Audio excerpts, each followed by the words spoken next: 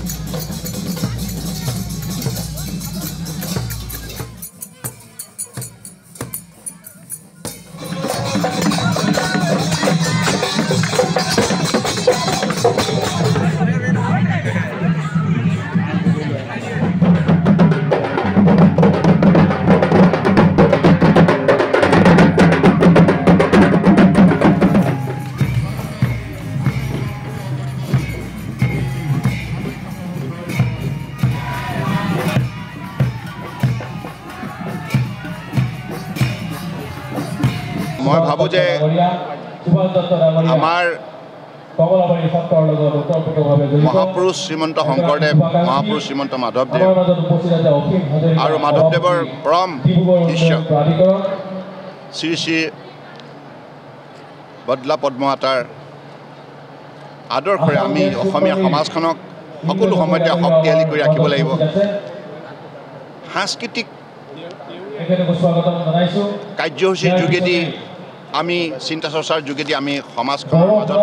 সমন্বয় এটা শক্তিশালী বাতাবৰণ সৃষ্টি কৰিব লাগিব অসমৰ বুকুত বসবাস কৰা বৰাক ব্ৰহ্মপুত্ৰ পাহাৰ ভৈয়ামৰ বৃহত্তৰ অসমীয়া সমাজখনৰ মাজত এই আন্তৰিকতা এই শ্ৰদ্ধা ভক্তি মৰম চেনেহ জীয়াই ৰাখিব লাগিব কাৰণ আজি ডিগবৈত শ্ৰী শ্ৰী বদলা পদ্মমাতাৰ সেৱা সমিতিয়ে ডিগবৈবাসী ৰাইজৰ সহযোগত আজি যিটো সাংস্কৃতিক সমন্বয় ইয়াত কাৰ্যসূচী আয়োজন কৰিলে আৰু এই শ্ৰী শ্ৰী বদলা পদ্মমাতাৰ আৱিৰ্ভাৱ তিথি ইয়াতে তেখেতসকলে ইয়াত উদযাপন কৰিলে আজি ইয়াত যেনেধৰণে বিভিন্ন জনগোষ্ঠীৰ যিটো সঁহাৰি এই সঁহাৰিৰ যোগেদি এই কথাটো প্ৰমাণ হৈছে যে অসমীয়া সমাজখনে গুৰুসকলৰ বাণীৰে আগন্তুক দিনত একেলগে মিলি অসমৰ গৌৰৱ অক্ষুণ্ণ ৰখাৰ বাবে সকলোৱে সংকল্প লৈছে গতিকে মই ইয়াত অংশগ্ৰহণকাৰী সকলোকে মই বিশেষভাৱে ধন্যবাদ জনাইছোঁ আৰু আমাৰ শ্ৰী শ্ৰী উত্তৰ কমলাবাৰী সত্ৰাধিকাৰ প্ৰভু শ্ৰী শ্ৰী জনাৰ্দন দেৱ গোস্বামী প্ৰভুৰ লগতে সেৱা সমিতিৰ সকলো বিষয়ববীয়া কৰ্মকৰ্তাক ধন্যবাদ জনাইছোঁ আৰু ইয়াত আয়োজক সমিতিৰ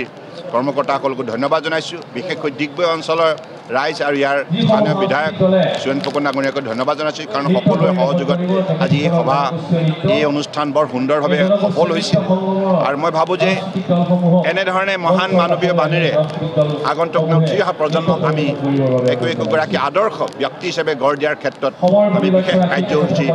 এনেধৰণৰ সঘনাই ল'ব লাগিব আৰু বিভিন্ন ঠাইত এই বাৰ্তা আমি কঢ়িয়াই লৈ যাম খুবেই ভাল লাগিছে ইয়াত আহি পালে আজি ইয়াত এনেতো ডিগবৈ তেল নগৰী হিচাপে বিখ্যাত আৰু আমাৰ আধুনিক অসমৰ এটা পৰিচয় যিদিনৰ পৰা তেল ইয়াতে মানে ওলাইছে তাৰপিছতে আমাৰ অসম মানে প্ৰাকৃতিক অইলৰ কাৰণে মানে এটা কি কয় ভৌগোলিক এটা কিবা চিহ্নিত হৈছে আৰু আজি ইয়াত আমাৰ বদলা পদ্মমাতাৰ যিটো আৱিৰ্ভাৱ দিন ইয়াত উদযাপন কৰিছে এটা পৰ্ব হিচাপে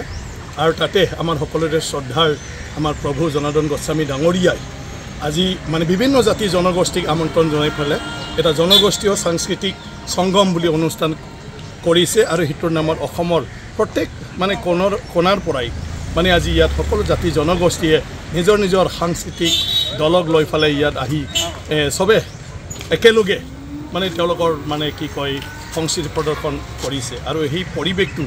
এতিয়া পালোঁ সবটো লগ পালোঁ আৰু সেইটো ইয়াত আহি এই মুহূৰ্তত মানে খুবেই ভাল লাগিল যে তেনেকুৱা ধৰণৰ আধ্যাত্মিক আৰু এটা সাংস্কৃতিক এটা অনুষ্ঠান ইয়াত হয়তো ভাল একো হ'ব নোৱাৰে যাত কোনো জাত পাতৰ কথা নাথাকে য'ত হিংসা হিংসিৰ কথা নাথাকে গতিকে ভাল লাগিল